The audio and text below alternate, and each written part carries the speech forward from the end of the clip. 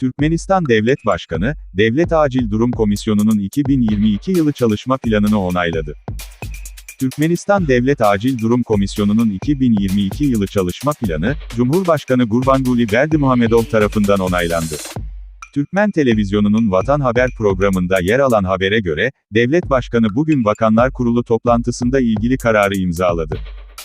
Belge, Türkmenistan nüfusunun yüksek düzeyde barışçıl ve güvenli bir yaşam sürmesini sağlamak ve acil durumları önlemek amacıyla kabul edildi. Yukarıda belirtilen devlet komisyonu, acil durumların önlenmesi ve ortadan kaldırılması için Birleşik Devlet Sistemi'nin faaliyetlerinin genel yönetimi ve bu alanda karar verme ile görevlendirilmiştir.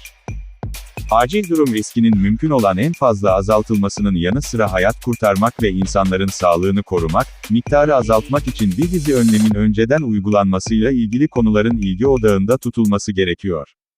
Berdimuhamedov, Başbakan Yardımcısı, Devlet Güvenlik Konseyi Sekreteri Çerimurat Amanova Devlet Komisyonu'nun çalışmaları için tüm planların uygulanmasını sıkı kontrol altında tutması talimatını verdi.